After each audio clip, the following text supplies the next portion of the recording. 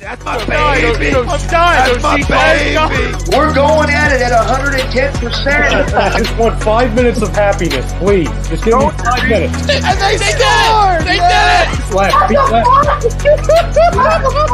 What the hell was that? Oh, yeah. What the fuck are you talking about?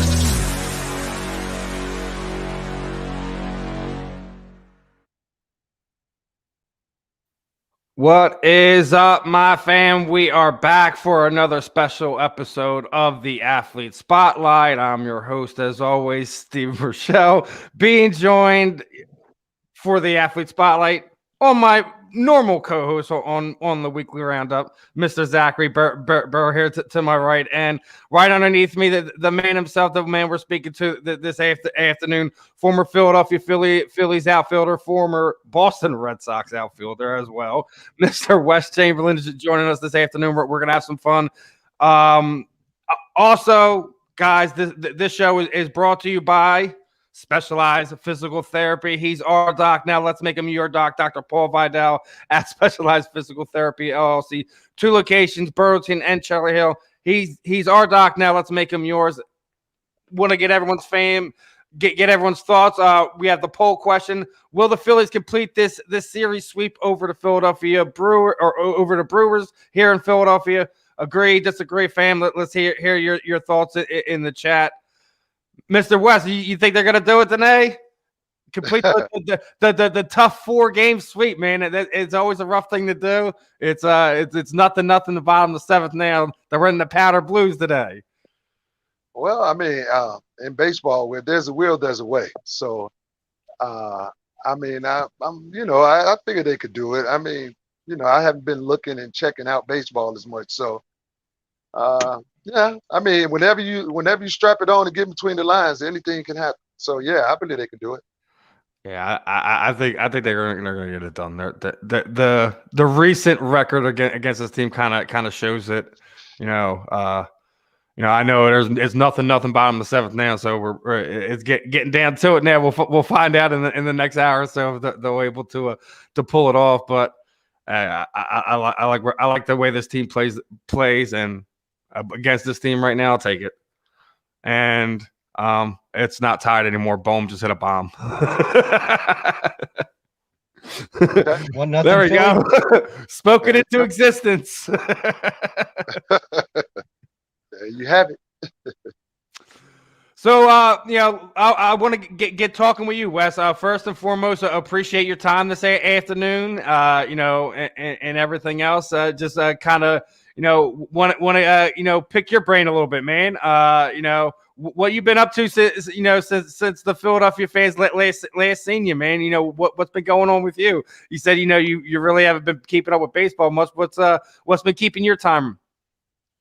Strictly golf. Strictly. There you go. That'll make some of the guys over here happy, man.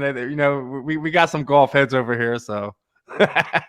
That's it, man. I mean, in this pandemic, it's not able to even travel as much as I would like to. So I'm just laid back, and I'm pretty much stuck in my cocoon, because in the Midwest we have 1 or 2 hot days, then we have 4 or 5 more cold days. So it's tough to get a rhythm going. And I mean, it is what it is. You can only putt and go to the range, so much. So that's it. And that's it, man. And I do private baseball and softball lessons, but that's kind of the same thing plays and coincide, because the kids are the season starting, but you can't get outside. Just like they play today and then they come back, want to get a tune up on their swing or some pitching lessons or whatever, and nothing's consistent right now. Yeah, exactly. There you have it. That's part of life right now, but hopefully, as the the next few months kind of roll out, so hopefully some of this stuff will start normalizing, and the dog days of summer will be here, and people be out and about and having fun. Hopefully. Yeah, I mean, once the weather break, you can hang out as much as you like, for as long as what's like last year when we was when we were thick into the COVID, the golf clubs did open, and so that did help the summer go by a whole lot more. So I can only imagine. There was. How rough was that last year? I mean, just just basically shutting everything down, closing everything off to everybody. Like you said, obviously golf is what got you through. But can you imagine like not having that other outlet? It's rough. Wow, I'm not. In all naturality, Steve. I mean, literally, when we speak and say take one day at a time, that's exactly was my format. I mean, it is. I mean, it's like, what can you do? I mean, you can push the envelope, you can do everything you want to, but you can't make anything happen. It's just like in baseball.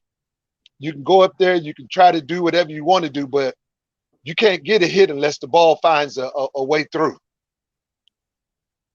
So absolutely. And absolutely, my friend. You can't make nothing happen. If whatever you're trying to do, it ain't gonna happen unless it's just able to fall through. I think everyone's done with COVID there, Tommy. Getting some comments there in the chat about it. I think we're all done with it. Hey man, to each his own. I don't know, man. I just think he's speaking on the sense of just he's done with it, like being overrun with it, where it's just kind of ruling the every aspect of everything. I think that's kind of where his general feel on that is. Well, I mean, you got to think about it. I mean, we all grown folks, so you got to make a grown folks decision. Yes, sir. You got to be. Hey, nobody's making you or forcing you to do anything. That's just what it is. It's your right. And with all the stuff that's going on, all the things, the news, everything that's being advertised, I feel some people and a little society is just losing respect, man. And without no respect, man, people just gonna just do what they with no care, no natural affection. And it's easy to get caught up and get lost in that with that I don't give a damn attitude. So if you want to do that, then you choose to do it. But then when society steps in, when somebody say, oh, we're going to do this, we're going to do that, and then it's like, oh, I'm sorry. It's like, you're sorry now because you exposed. And there are some crappy people in this world, but hey, man, we can only be who we are and stay true to ourselves at the end of the day. You know what I mean? There you have it. I've been a crappy person myself. Looking at crappy number one.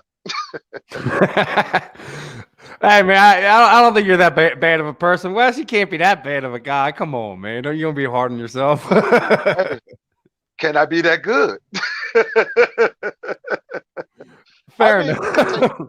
You got to take the bitter with the sweet in life. I mean, we try to do what we can do, man. I mean, hey, I try to do right. I try to little love from our owner there, Tommy. One of your his childhood dudes for first ever professional autograph he ever got. So little 411 for you for you there. Oh, thank you. Well, thank you. I just try to treat people the way I didn't know this about Tom. Yeah, his first autograph was from Wes, and actually Tommy doesn't know this. I got something for him too. I got something for him. He doesn't even know about it yet. Wes news. But now you say you're a bad guy, but I think you played around a lot of bad guys. You're part of some of the wild men here in Philadelphia. We've heard some stories about them dudes, and me and you were talking about some of the stuff. The vet, but before we came on the air. What are some of your fondest memories of some of them teams, man?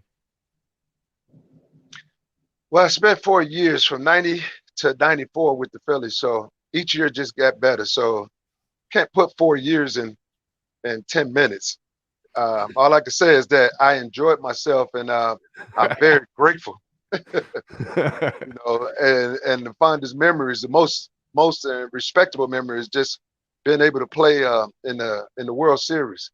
I mean, to win would have been awesome, but just to be a participant and to grow up where I come from, I mean, that's just like a dream. You can't make that up. It's a dream come true. So being a part of that and being a part of the Philadelphia Phillies organization, I mean, that's it. That's the way I can sum it up. Yeah, I mean, there's some fun Wes, times. Go ahead, Jack. I've heard you talk in the past personally about your relationship with John Vukovich. Was that, like, what exactly, John Vukovich, obviously one of the, a legend here in Philly, right? We love the guy, as one of our own. Explain that relationship and how special he was to not just you, but a lot of the guys that came through the Philly system and played throughout those years. Oh, Book, man. Wow. I mean, that's exactly what I'm talking about when I say giving respect and giving honor to people, to those that I do and just, and give it to them when they're here and available. I mean, Book took me in personally. He befriended me as a professional, and then he befriended me as a man. And you just can't make that type of stuff up. We built this relationship from a professional point, and then it just carried on. And I mean, he just shared his wisdom, and it's just certain things in professional sports that your elders, they take a liking to you because of just a person in general liking you in a workplace. But from a professional sports brings like camaraderie and fraternity, things of that nature, to where it's that you become more like a family. So when you're learning to become a professional, people has to take a liking in you, and then you have to have an ear to hear and be willing to listen to people. And when you're able to do that for any individual, people pour things into you. And that's what John Vukovich did. He took me, a young man, his experience of being as a player, and then his experience being a coach and being with that organization. I mean, he just tutored me and nurtured me into the professional that I became. And I mean, you can only you got to get honor what honor's due. And that just trickled in from, that's what I'm saying, the Phillies organization. That's how they accepted me when they brought me in and gave me the opportunity. So Vuk was a mentor, a tutor, a elder to me. And dude, there's nothing, I mean, how they say some things can you say anything bad? Yeah, you can always say something bad about a person. But what I'm saying is that, dude, that guy, man, hands down, man, is just like, wow, unbelievable for Wes Chamberlain. I mean, that's my guy.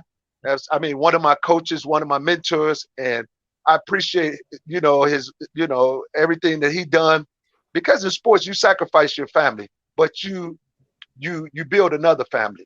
And I'm just glad to say that, hey, I'm thankful to be a part of that baseball family with the Phillies, and what John Vukovich was able to instill in me.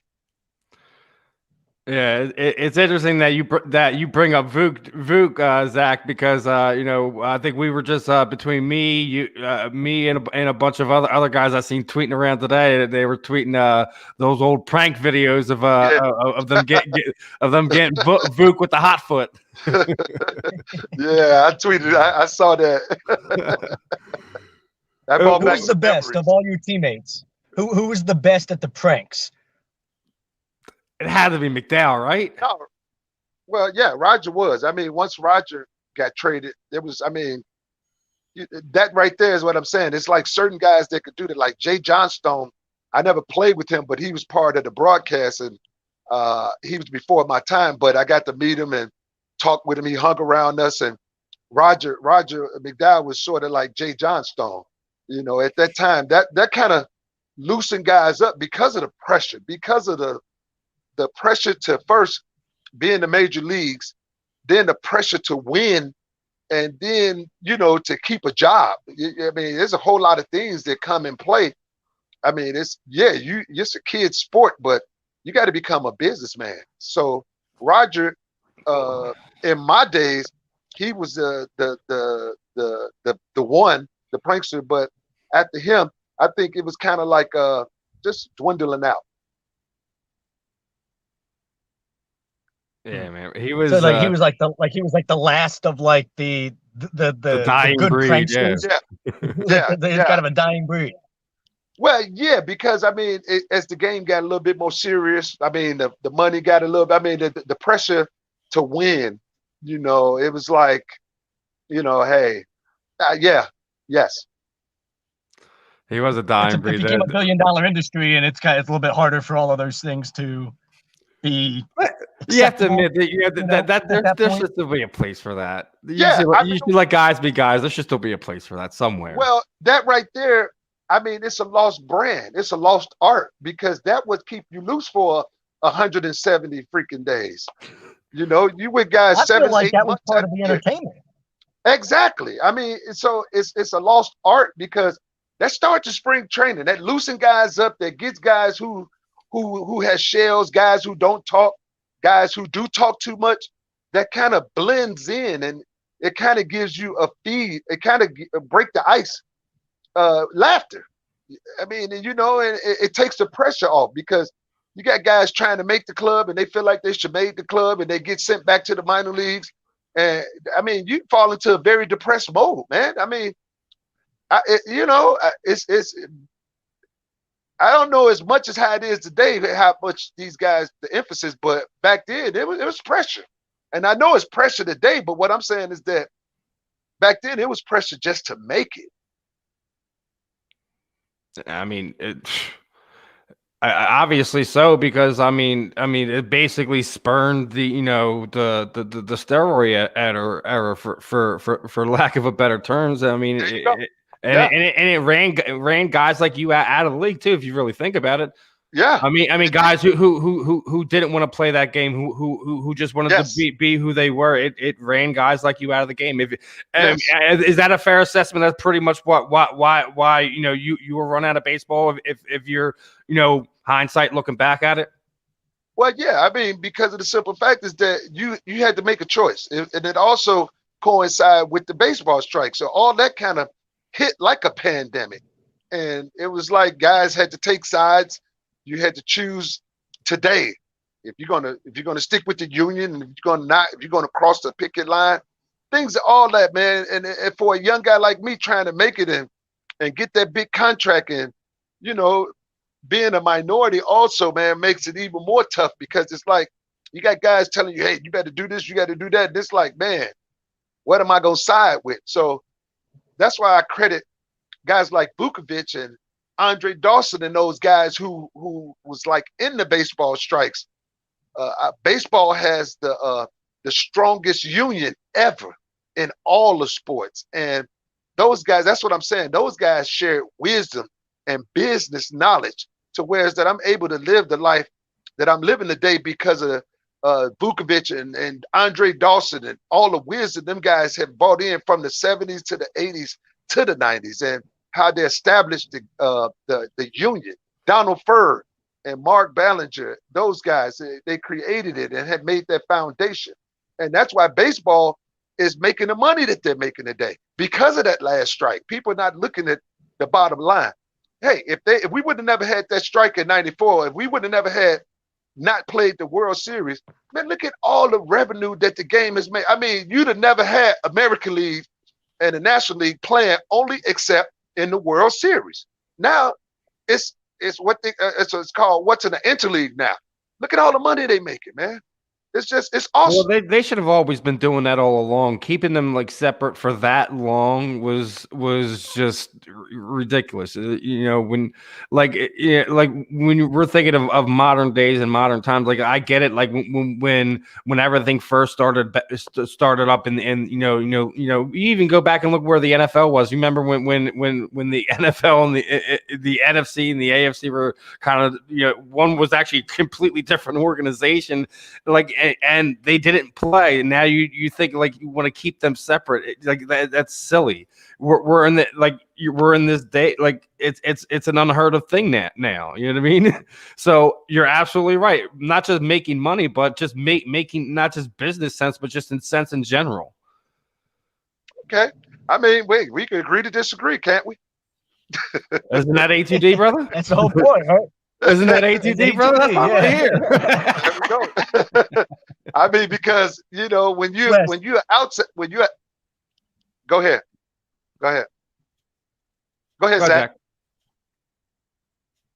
Okay, I'm sorry. It's things are a little choppy and breaking up, so I couldn't tell who was talking or if Yeah, we're I didn't want telling to you to go interrupt ahead. anybody. But yeah, I wanted to ask you personally, like, obviously as somebody that was a player in the league at that time when Steven was talking earlier, like the steroid era kind of becoming huge.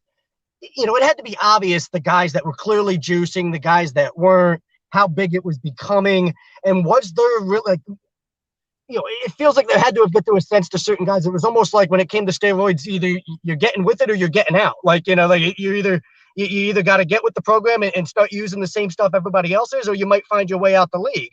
And was it really like to that level where it felt like, damn, look at all these guys around me that are doing this. And it got to a point where not, I have to think they were overwhelming mentally for some guys and they just said, fuck it. And I'm out, and they left the game or decided that they wanted to go, it wasn't worth it, and they're going to go do something else for a living because the pressure of having to see all that going on around you has to take its toll at some point, doesn't it?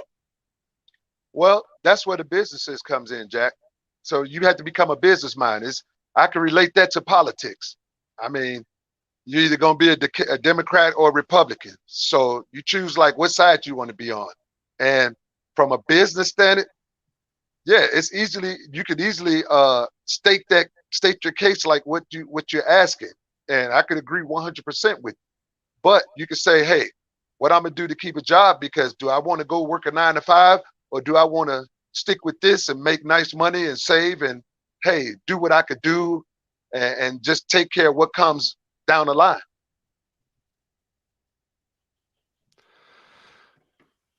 And I also think one of the other things is weird because we know baseball's complicit in this, obviously, right? Not as much as they'll ever admit to it, but the fact that we're now holding guys out who were clearly on trajectories to be Hall of Famers out of the Hall of Fame at this point in time. Do you think that that's kind of a fair thing to kind of do to some of these guys? Well, the writers have always been in control, so. Do you think that's something that we're talking about strike and change? You think that's something that needs to change, that baseball writers should be taken out of that process, and there should be like maybe a MLB senior committee that votes who goes in? Well, I mean, a whole lot of things have been spoken or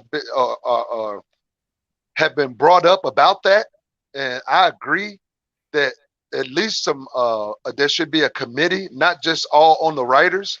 Mm-hmm. I mean, I agree personally.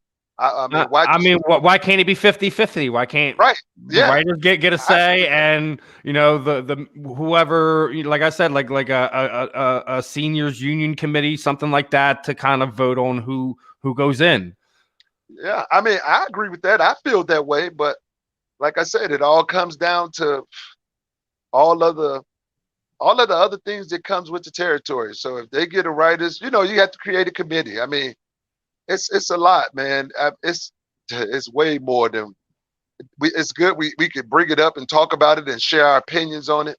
So sometimes, I feel that some things are just left like right there. Like if they could want to create a committee, that'd be awesome. It's a whole lot of former players that agree with that decision, but the powers that be have not really probably took it too much to heart.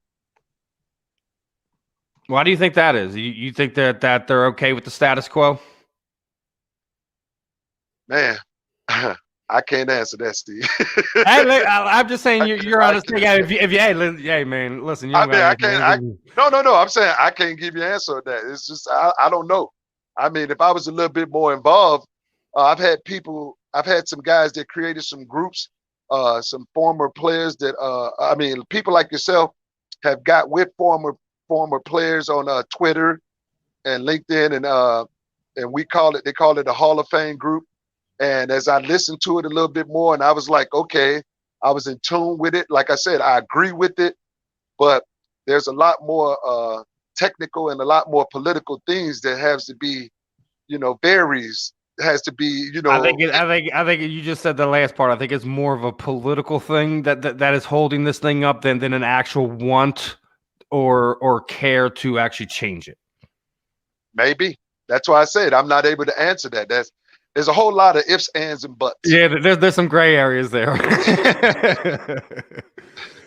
But that's the beauty part of having the context of the conversation, so we can just we get everyone's thoughts on it, and then eventually, hopefully, it gets to the point it gets to them, and they bring these things to the table and say, this is something we have to change, and this is something that we have to implement.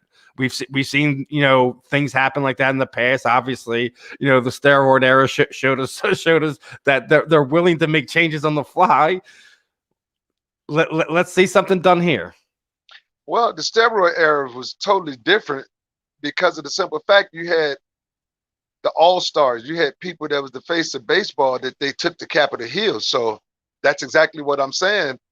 Far as like with the writers having all the authority to vote people into the Hall of Fame. So it might take that type of actions to allow it to be how would we say, former players having participation in it. I just think it's silly because it's like one of the few sports that doesn't have it where like they're like it's completely up to the sports writers. It's one of the weirdest. It's one of the weirdest traditions I've seen held on to by a professional sports franchise, in my opinion. Yeah, I mean. Yeah. Yes, sir. Yes, indeed. We got a question from in the chat for you here. You wanted to know what was it like playing baseball in Canada? In Canada? Yeah. Well, I mean, Canada. I mean, playing baseball is the same if you play it like here in America. So only difference is it's colder in Canada. I mean, that's why the Blue Jays built the dome. So, I mean, absolutely. Absolutely. It's cold, man. You talking about cold here like Minnesota? It's cold there. I mean, when it's cold, I never felt cold. I never felt cold like Canada cold. I mean, it's so cold up there, dude. You have to plug your car into the wall outlet overnight in order for your car to start in the morning. That's cold. I mean, you can't even go out there and warm it up and go to bed and come back out. I mean, if you don't go plug it up, you're done. So it's cold. So to play baseball up there in the early part of at that part of the year, April and May, dude, you're really lifer. You're a lifer to the game. Now, other things you've done after your career, I've also seen that you have an audio book out there. Yes, I have a book. My first book I wrote, In the Game, my bio, and it's only 100 pages. It's my first book, volume 1. In the Game is just my life story, and I got it in Kindle at Amazon on Kindle. I didn't make any hard copies, and I think it's done okay for how long it's been. I think I published it 13 or 14, and I've had some purchases, and I've had some nice comments, but I haven't used all the marketing that I'm available because I've done everything myself. And then it's like I just wanted to just like catch fire on its own. I mean, I'm not going to sit up there and push it like it's a #1 seller. I'm gonna just be real. Yeah, I mean, I came across it because the dude put it out there. We had the dude on here recently, so like I came across it through that. I'm like, oh, I didn't really like, and I'm looking like because I'm a hardback guy. I'm not, and I'm like, I still can't find it yet. So hopefully one of these days, we can get some more stories out of Wes to put a hard copy together. But I mean, who knows? Yeah, who knows? I mean, are you gonna do anything else like that moving forward? Like you said, you've already done the book. You do some instructional coaching and stuff like that when you can in your area. Like, Are you going to be doing like? Are you have any other projects, outside of that you could possibly we could see Wes working in the future? Well, the options are open. I mean, it's like being a jack of all trade and a master of none. So it's like I don't want to be trying to do all this crazy stuff at 55 years of age, and I'm sitting up here trying to enjoy golf. So I'm just keeping it simple and keeping it plain to where is that you can always write, you can always talk and do other little things. So I'm open for learning. I'm always looking for avenues, and I'm just not trying to do nothing physically taxing to my body. I'm just using my mind, just trying to stay focused, stay sharp. So maybe it might be more writing. I mean, I don't know. The avenues are open. I mean, I'm not going to put myself in a box. No, I'm just going to live the remaining of what I got left in this life to the fullest and enjoy it. Now you have another comment in here. Jake wants to know would you say was your best moment of your career? I know you already said that the World Series kind of is your pinnacle. Do you have anything else outside of that kind of sticks to it? Well, I mean, making it to the major leagues is another. I mean, hey, they say 1 out of 1,000,000 can make it. So I made it. So was it when Pittsburgh got you, or was it when you got traded here and you made your debut? And is that kind of that moment? Well, that moment, yeah, I got traded. When I got traded that day, I came to the ballpark and I saw my name wasn't in the lineup, and talked to Terry Collins, and he called me over when we got to the stadium, and he was like, I got a phone call. So I know you're not in the lineup, but I got to wait for a phone call. And he was like, just don't get dressed. So I felt like something was, like, okay, maybe there's a trade, because if I don't, I can't get dressed. So yeah, I can't put my uniform on. So that's the first thing come to mind. Fired or traded, one of the two, right? Right. I was like, I know I didn't do nothing wrong, so I know I didn't get fired. So look, I'm thinking trade, right? So, and that's what happened. I mean, that's making it to the show. I mean, because that was my number one goal. That was my dream. I've always wanted to be a Major League Baseball player. Ever since my brothers took me to Comiskey Park, and I went to a White Sox game, and it was nothing nicer than seeing just, man, getting down there and getting the ball, getting it autographed. And I mean, I just thought, man, that was awesome to see, like, grown men just playing my game. And being 40 years old, I asked my brothers, can I do that? And they was like, yeah, you can do that. And I was like, man, and they started teaching me. I was playing with them ever since then. And I mean, that's just like, it's not a cliche. This is like, that's what I wanted to do. I wanted to be a Major League Baseball player, and to have that dream come true, you can't make that stuff up, man. And just for all that, what I've growing up and going through, and then you finally make it, and then you look back over your life and say, wow, it happened. And I remember on the flight that I was going, I mean, tears just came to my eyes, and I was like, wow, I could just remember my grandmother telling me, whatever you want to be in life, don't ever let no one tell you that you cannot do it or cannot be it. You can be and do whatever you want to do as long as you're alive. And man, that conversation had just bubbled up in me. And so I went to the back of the plane, and I just had a moment by myself, and guys was like, wow, is he all right? And they was like, oh, blah, blah, blah. And I was like, yeah, I'm fine. I was just, just talking to myself, just having a moment, because it was like so surreal that, man, you made it, You're here, man. Who's the greatest player you've ever played with or against? Man, come on, man. You got all these Hall of Famers, man. I mean, that's a real true fan In question. your opinion. Man. It's not. Well, I mean, No, but it's not. I mean, man, I played with Hall of Famers. There's no, that's what's so great about this game. And there's no one person you can say he's the GOAT.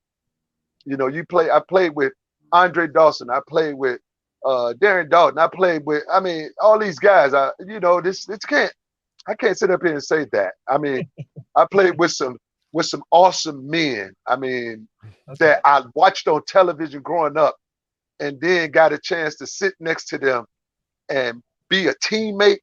Come on, man. Can't make this stuff up. I mean, I was still in awe. I was still a fan coming for this guy's job. You think he's going to help me? Do you have a favorite teammate? No, I don't. I mean, hey, Zach Wheeler's going for the complete game, bro. Hey, Phillies are up 2-0. His pitch counts 101 with 1 out in the top of the 9th. Doesn't happen all the time in baseball now anymore, right? So, yeah, right. Especially with Phillies pitchers. I just have a level of respect for all veterans, because your elders are the ones that teach you the business, and they teach you how to pour into others. So out of all the veteran guys that I played with, they taught me, they gave to me, so it was my job to give back to the ones that was behind me.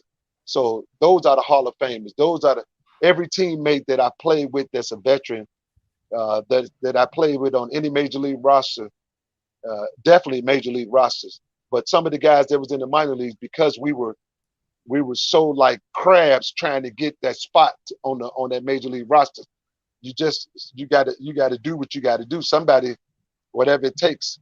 That's how we come up with that whatever it takes attitude. So with that being said, I give all respect to all of the elder guys, the guys who was before me. So I don't have one particular. I mean, Lenny Dykstra is my guy. John Crook is my guy. Darren Dalton was my guy. Those were veterans to me. Them guys took me under the wings, and they showed me how to be a professional. That's why you keep hearing me say professionals. They showed me what, like, hey, this is how you got to carry yourself now. And it's like, oh, okay. You just can't be out there. There's a lot of things. That's why these guys right now today is getting so caught up in all the social media. It's tough. They don't have Big Brother to show them how to do it like you guys did. You know what I mean? Thank you. Listen to folks, man. Listen to these people. It ain't about you. I mean, it's about you, but it's not. It's about you, but it's not always about you. Right. Go ahead, Zach. Go ahead. Yeah, go ahead. Answer Steven's question. I didn't want to interrupt. Oh no, I already said my point. Like I said, man, it's about you, but it ain't always about you. Right, because we need each other right here to win this World Series, or to win this Super Bowl, or to win this NBA, whatever it is. It ain't like golf or tennis where you out there individually. We need all 25 guys, all 50 guys, or all 14, 15 guys to get this thing going. And that's what makes winners. And those are the teams that win. And speaking of making winners, I want to. What do you think? You think Bryce Harper could take this Philadelphia Phillies team within that contract and win a World Series? Well, I don't know, because I haven't been a follower. So if I was following, I could give you that answer. But I'm just saying your general thoughts on what you know and what you've seen. Yeah, what you've heard. I don't know. From what I've seen, I mean, come on. I know he's a great player. He's MVP. But when you're not following the team, I can't see the makeup. I know Joe Girardi's there. I don't, and that's the reason to where is that they don't have like Steve, man. This is you really. I don't watch baseball until the playoff. Hey, I don't blame you there. It's a long haul, and then you get this. You already know what these makeups are. I get what you're saying. Exactly. It's almost like where you see a lot of basketball fans. They're not really starting to tune in until around now, because the meat and potatoes are gone. I want the sweet stuff. Well, you want the nitty gritty. You want because it's like now I could give you if they make the playoffs, and now I could go and say, okay, I could put my money on the fields. I could see how they can carry themselves. Like. When the Cubs won, people was like, how you going to pick the Cubs? I said, because they played the game when they won. They do the things that you have to do to win the game. Now, all over the season, the course of the season, and I go to baseball games still, it's like going to the movies for me. You go there, you have nachos, you have ice cream, you go there, eat, walk around, and it's like a museum. It's sightseeing. You see all this stuff is like a cathedral. When I come there, man, I'm so blown away. I ain't even really paying attention to the game. I'm looking at all these accolades that they got going on in the stadium now. It's so much, It's like you got to come back another week to even take it all in. Yeah, when you got well over 100 years of histories for some of these teams, it is like that. It does feel like you're almost walking into like a church, so to speak. Yeah, exactly. Yeah. What are your thoughts on the game today as opposed to the game when you played? Like, you talked about not watching it till the playoffs. Gary Sheffield went on the record recently of saying that he doesn't watch baseball anymore because he doesn't like the direction that the game's gone into. What are your thoughts on all that? I agree with Chef, and I agree with him because there's no bunting, there's no stealing. It's like batting practice. It's like a home run derby. It's like an all-star game every night. And then with all the rules that they're implementing, come on, man, put a runner on second base. As soon as I heard the put a runner on, you lost the old me. Texas tiebreaker. You lost me there. That's a travel ball thing. Maybe we're talking professional baseball. When you said let's start an inning with no. You're talking about a guy making $400 million, a guy making $400 million for 13 years. Put him on second base and let's win the game. Come on, man. I have a problem with giving. I have a problem with giving people things. Earn it. And then how about this, Wes? They'll put him on second base with nobody out, and then they still won't bunt the guy over the third. Thank you. I heard one guy say, "Oh, this is a hard thing to do." When he saw what's his name from Texas, Gallegos, the left-handed batter. He's a power hitter. But I do agree. I missed Gallo. Yeah, I do miss the button, the stealing, that like the thing that made baseball fun. That's what I'm talking about. That's the pressure. You got to make the play. You got to throw the ball. You got to hit the ball. You got to catch the ball, and you got to throw it to the first baseman. The way they playing now, whoever see a Bill Buckner or Leon Durham play, all he had to do was knock the ball down, pick it up, and step on first base. Ball go right between the legs. When are we going to see that now? Everybody's on the shift. The whole off-field, the whole infield, and won't nobody hit the ball the other way. Well, the only body did that was like Ted Williams, and that was before World War I. Seriously, he refused to hit the ball the other way. Yeah. Come on, man. You can't make this stuff up, man. And you think I'm gonna sit up there and watch this, man? I can't. Everybody's in the shift. We only did that for like maybe one guy, two guys, three guys. Hey, everybody go over here. He hits the ball. Well, we know he's gonna try to hit a home run, hit it right to the defense. That's it, all or nothing. Now you got 8 guys, 9 guys doing that. Oh man, come on. That's like a B-rated movie for me. A B, a C. Rotten. What's that? Red apples, rotten apples. What? Red tomatoes. What's that? Yeah. Come on, man. He's like it's all bad. It is bad, man. And I'm not putting nothing down about the game of baseball. I love. Of course, baseball. you love the game of baseball. We all love the game of baseball, but right. We don't like. Listen, it's like when you watch a movie franchise and you love the first movie, and then by the end of the franchise, it becomes something you just don't know what it is anymore. It doesn't mean you don't love the original. It's just you don't love what it's turned into, what it became. Yeah, what the direction that they're going in, right? Like I'm saying. Only certain guys can steal a base. It used to be fun to see a big guy steal a base, and nobody was expecting it. Big Poppy stole a base. Yeah, exactly. And Big Poppy, when he stole the base, it's like Big Poppy stole. It's like, yeah, nobody was paying no attention to him. Now he in scoring position. Now you pinch run, and now you get a Dave Roberts out there who can score on the single. You see what I mean? It's strategic, man. There's, I mean, there's you think nothing- we'll ever see base stealers like we did in your day, like the Deion Sanders is even Otis Nixon was another one of those guys who was pretty good at snagging bases. That's how guys. That's a art. That's how guys made it to the. This guy making it on the team because he can steal base. This guy's making it on the team because he's a great defense player. Okay, this guy is a great contact hitter. Now you taking all the elements and you building a team. Now, who's a table setter? Who's a good leadoff man? Where is it? You got your cleanup hitter leading off. So if you ask everybody's hitting 20 home runs. Yeah, and everybody's hitting 175, 200. If you did that, dude, you was back in the minor leagues. That's why they made movies. Major League back to the minor, Major League 2 or Major League 3. Oh man, the movies, yeah. Guy couldn't hit the ball to right field.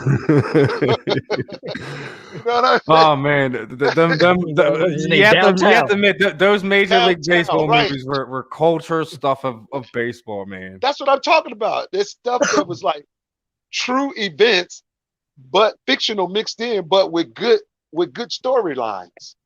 Yeah, downtown. So somebody should get a couple of you guys from the '93 team together. Come up with a freaking movie script and pitch it to freaking Hollywood. I guarantee you that thing would be amazing. Well, see, that's why I told you. That's why I'm always open for things, man. And being a writer can just do nothing but expand, broaden you. And hey, that's what life is. Just keep going, man. Hey man, since you brought up movies and you brought up Major League, is that one of your baseball's go-to movies when you want to? Major League, dude. That's Major League, Bull Durham, dude. Awesome. Baseball movies. I mean, baseball movies, dude. Yes, because we used to watch them on the trips.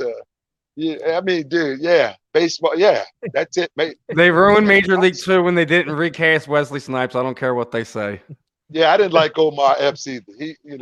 As much as I like the movie itself, it's like you miss me with not having Wesley Snipes there. As much as I liked Omar Epps, don't get me wrong. Right. I loved Omar Epps. He just wasn't Wesley. He wasn't right. He wasn't with Right. That's what I'm saying. It kind of like, okay, it was like, okay, we got to make it, we got to do it because the movie was so good. But yeah, I'm with you on that. I agree. And I even like Major League 3. That was Back to the Minors. Yeah, Back to the Minors. Yeah, when Shoop reverted. Right. The catcher was the manager, right? The old catcher is now the manager. Exactly. See, so that was good. I mean, and then you had Bull Durham. They never made it 2. They should have. We should have seen what happened to old Loop. To Luke, yeah. And then the Love of the Game. I've always felt like the Love of the Game is underrated. Love of a really underrated baseball movie. I think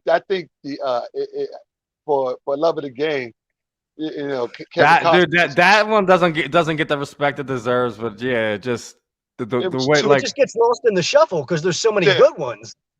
Yeah. But like for Love of the Game was just it was cool for so many reasons, just because just like the storyline of it, like he was already at the mountaintop and fell down, and like he was going to be a trading piece of a regime change, and then basically sticks it to the regime, throws a no-hitter, and walks away on his own terms. How can you not love that? I guess they drawed it out a little long. That's the only thing I could say.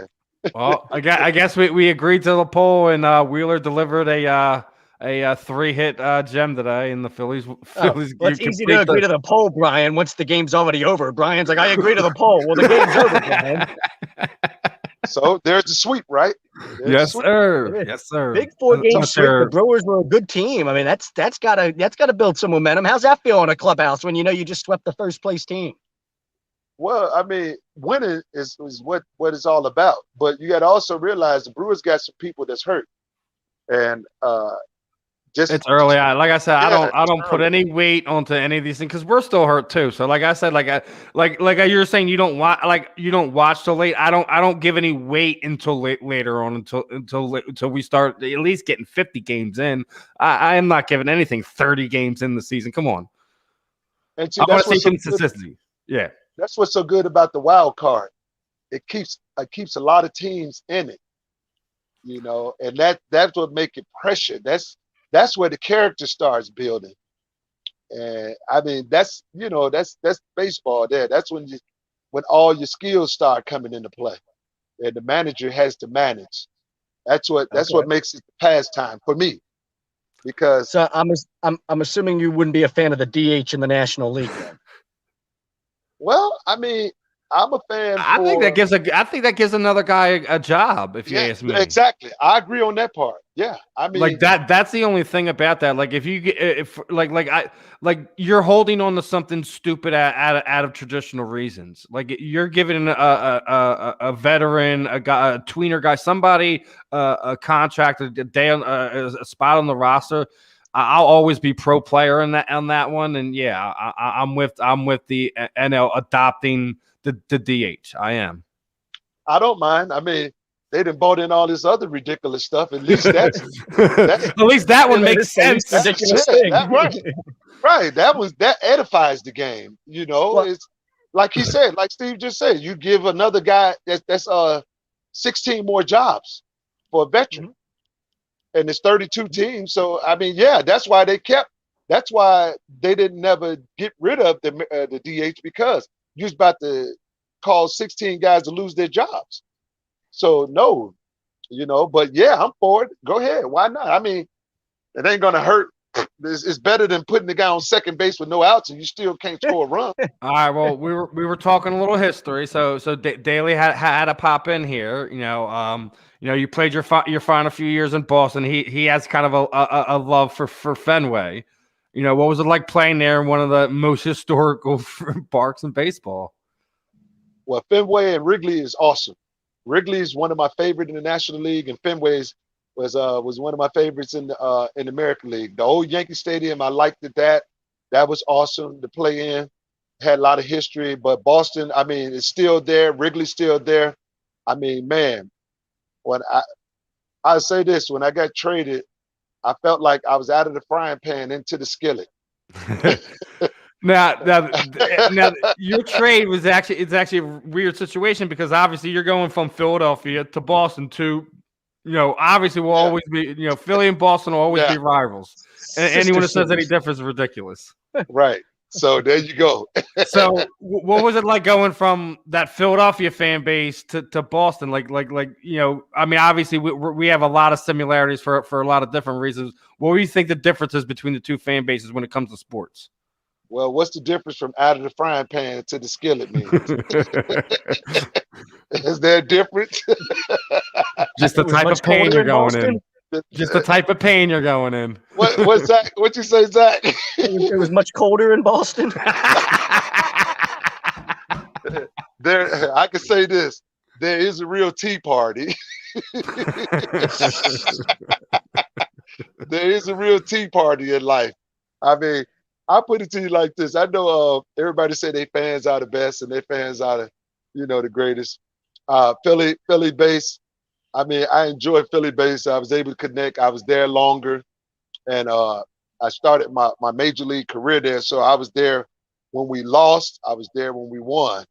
With Boston, I was there. We went through the same transition. I went through Butch Hobson and Kevin Kennedy, but I didn't stay as longer. So with that being said, I was caught in the same rebuilding process, but didn't get the opportunity to enjoy the success that I did in Philadelphia with Boston, because I played with Canseco, Movan, and Roger, and Mike Greenwell, and we went to the playoff that year, but they took me off the roster, Kevin Kennedy. So I didn't make that playoff roster team. But the fan base, the people, when I got there, I guess I got traded for Billy. What was his name? I forget. Billy Wright, Ragnar, or something. Left. Oh God, outfielder. Oh man, he was a fan favorite. He was with Cincinnati. A good guy. I mean, we know each other. I was looking at it earlier. I swear to God. him and Paul Quantrill. Him and Paul Quantrill is who I got traded for. Hatcher, Billy Hatcher. There it is. That's Billy what it was. Billy Hatcher. And Hatch, great guy. He's a good contact hitter. He fast, played outfield, all positions, and he's a go-getter. He's a gamer. Me, I was He's power long-time hitter. hitting coach in Angels, wasn't he?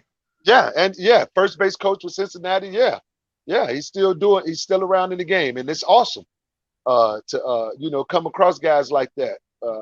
And it was just what it was, and they didn't like the trade. Then Duquette had just came in as a GM, and that was his first trade, and I fell up under that stigma. So with that, I had a lot of negative press coming in, and then the people started liking me. Then the fans started taking a liking to me, and then we had the manager change from Butch Hobson to Kevin Kennedy. Then there was still a whole lot of house cleaning, because now we get Jose Canseco, we get Mark Whitten, we get a whole new team really. And the only base was left was Mike Greenwell, Mo Vaughn, and Roger Clemens. Those were the guys to face. Those were the all-stars, and they was the leaders, because Andre Dawson was there also when I got there. So they let Hawk go, and they let a lot of people go. So it was like an overhaul within 2 years. So 94. Then we had the baseball strike. So it was a lot. It was a lot. I mean, but I learned how to handle it from veterans before, to keep it professional, and just dealt with it. I mean, the fan base, they like Philly fans. They know their sports. I mean, hey, when people on the East Coast, they know their sports, man. I mean, blue collar workers, man. I mean, live and die, and I'm from blue collar Midwest, so I respect people's I respect you. I respect them as individuals first. And like Dale Murphy used to tell me, you always sign autographs, because these are the people that pay your salary. And I was like, wow, okay, Murph. Okay, Murph. Dale Murphy, that's you talk about people to listen to. One of the all-time great people in baseball, Dale Murphy. There you go. Wow. Oh, that's a good story. Yeah, he told me, and I used to be out there right beside him signing autographs. He told me, he took me to Chile. He said, you always sign these autographs. You always be nice to these people. These are the people who pay your salary. Don't you ever forget it. And I'm like, I'm not going to listen to him. I'm like, yes, sir. No, and people don't even. It's not just that they pay your salary. Like, you look at it like even more. Like, you look at what like combat sport athletes go through. They literally live and die off of what their fans do for them. Yeah. So it's like you like it's no different on the larger scale. Just it's kind of filtered in a different way, just because a professional baseball and boxers and fighters and do things kind of in a different way too with their promoters. But it's crazy how the connection between fan, athlete, and I guess the entertainer is just, it's always gonna, we all have a need for each other. Yeah, but see, Steve, with baseball, I agree with you. I agree 100%. But baseball, by having the longevity, the 162 games, then the spring training, you become more familiar. You're more approachable. And then with these season ticket holders, if you win, you do have a fan base. They do bring in a whole lot of money. And the thing is that you are grateful. Just like how the stories we was talking about with Kevin Costner in that movie, that he walked away from the game. Yeah. No, not Bull Durham, the pitcher, when he pitched that movie. Yeah, for love of the game. For the love of the game. Yeah, for the love of the game. I mean, that was kind of like had a little intricate in, Yeah, like the stuff about his teammates. Like how it, like just little things. Yes. The other the superstar who like all just little things about it. Yes. The superstar left, and then like he was one of the guys he's facing. What would he call him? Crow. I think it was like a nickname he called him. Yeah. The catcher. No, not the nickname. The guy who was playing for now the Yankees. That was on Detroit. Right. Like they would go back. There's relationships inside of those things that are so important in everything. Yeah, the things that you build up, the associates that you meet along the way in life. Yeah. Your character. Yeah. So with that being said, here I am watching a man that goes back to in the beginning when we started this conversation. Here I am watching Dale Murphy win MVPs with the Atlanta Braves, and now we're freaking teammates. I'm coming for his job. He's making $2 million. I'm making the minimum. I'm like, Dale Murphy. Here, I'm batting in front of Dale Murphy. This guy got 400 career home runs. I got 2. It's crazy how life changes in a blink of an eye, right? Yeah, right. That's what I'm saying, man. Here I'm 24. He's 40, and he's still playing. He's been playing for the last 25 years. Come on, man. Come on, man. There's a light switch. Hello. Click. No, I don't. I know we're kind of a little bit past where we said we were going to keep you. Wes, before I let you go, what I kind of throw the proverbial floor over to you. Anything you want to say? Anyone you want to thank? Shoot at your social media sites. Anything that you're kind of working on, you want to let people know. Where to get involved, where to keep in contact with you. The time is yours, my friend. Well, thank you for having me, guys. I really enjoyed myself. I don't have much on my plate. I like it like that because that just keeps our options open. But my website is the Wes Chamberlain, theweschamberlain.com. That's where I get my private baseball and softball lessons. I am located in the Chicagoland area. My book is titled In the Game. It's on Amazon. It's a quick date. It's only 100 pages. Other than that, I mean, hey, I'm just trying to get my golf game. I get my handicap down right now. It's like 13 or 14. So I'm trying to become that scratch player. And hey, that's it, man. That's about it. I look to be playing more golf and just. All right, Wes. Well, I hope you get some more times down there on the link, so you can get that game right where you want it to be. Really appreciate the time, and just for the people who did pay attention and were tuning in, I am gonna pick a winner. I want to go through the comments here, and where was that kid? I think it's the same kid. You gotta find it. It's a little bit back here. Yeah, I think that's him, Timothy. This kid right here. We're gonna hook him up with the Wes Chamberlain jersey. He's a big fan, right? Okay, well, there you go. Just I'm gonna send if Timmy's still on here in the chat or whatever. Send me a message or I want to. It's on Facebook. I can just send him a message and add him. Hook him up with the signed Wes Chamberlain jersey. So appreciate the time first and foremost, and hopefully we can have you back on here again and talk some more baseball. Maybe as playoffs come, so we can talk some hopefully some Red October. Hopefully. Okay. Yeah. Sounds good to me. All right, sir. Wes. Appreciate the time, and we'll definitely be in contact. And be safe, my friend. All right, man. Thanks for having me, Steve, Zach. I appreciate it. Oh, anytime, anytime, my friend. All right, fam. That was Wes Chamberlain. Was definitely a fun one. Definitely learned some things about Wes. Talk some baseball. Obviously we found out Wes has a little love for love of the game. I don't mind at all. I like that movie. It's a pretty good movie. Wes seems like he's watched almost every baseball movie that there's out there. Like I can imagine on those long bus rides that he's talking about, like the long plane rides, hanging around in the hotel rooms and shit at these cities. One of the things I wanted to ask him, and I would have been interested to hear his answer on, was like the city that was like his favorite to go to. Like when you're playing and like you're looking at the schedule and you're like, oh, I can't wait for that road trip. That's gonna be fun. I can't wait to go to those groups of cities or whatever. Whether you missed it, the Brian. entertainment, You or really whatever. missed it. They just missed out on it, Brian. You would have been able to let him know that. Maybe I would have picked you for the jersey. Who knows?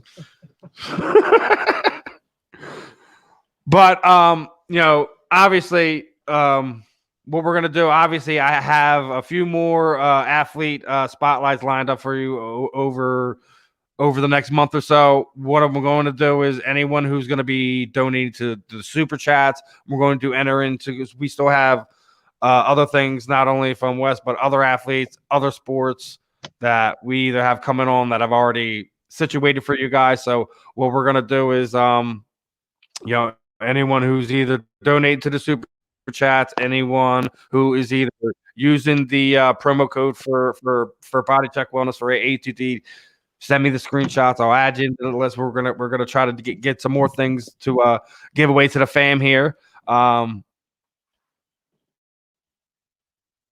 Yeah, say Brian likes it. Where does it rank on yours, brother? Which one does he like? It's not on you.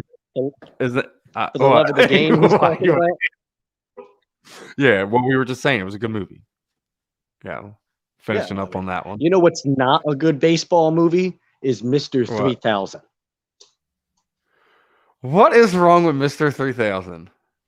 It's awful. I mean, it is one of the worst.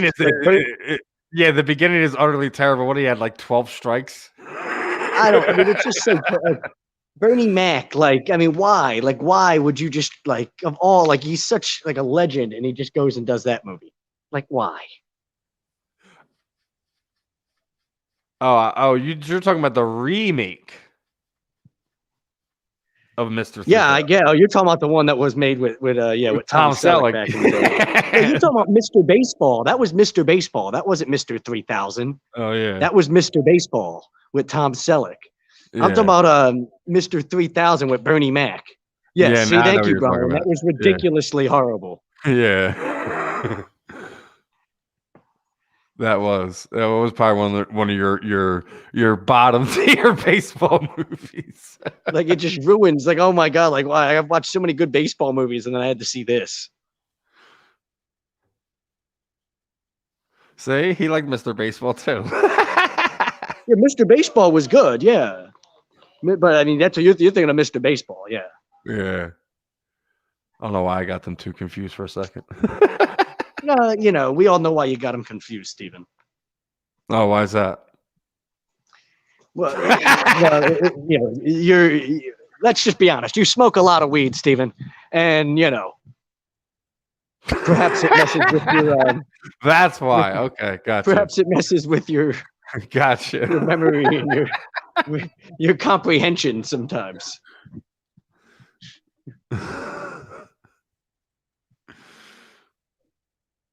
Yeah, see, exactly. It's the Mr. in front. It's that simple.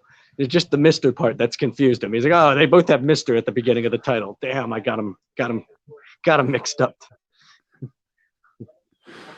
Anyways, but that was a fun one.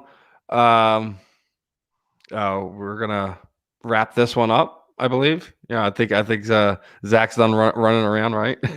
I mean, I was just trying to get away from the Amazon delivery guy that's on the phone across from me because I didn't want him to get caught up in the live stream. Love you too, Brian. Love you too, Zach. Even though you're trying to sit there and say that's why I mixed it up. Right, gotcha. Maybe you could have said that in about an hour or so, maybe two. But okay. Gotcha. I mean, if it makes you feel any better, that's part of the reason why I'm so dopey as well. So. Yeah. All right, man. Well, it was a fun one. Appreciate Wes for the time. Appreciate all the fam, comments in the chat and everything. Again, obviously we'll have Wes back on here again at some point in time before the end of the year, and me and Zach will be back Saturday as per usual. Sure, we got some more fun stuff lined up for you today. I know Rachel has her roundtable Friday night. That's going to be fun. Friday as per usual.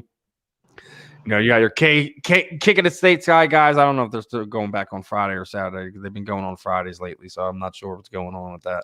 So whatever your poison, guys, again, make sure you're like, subscribe, showing us love, sharing that. Other than that, this was another fun one for the Athlete Spotlight.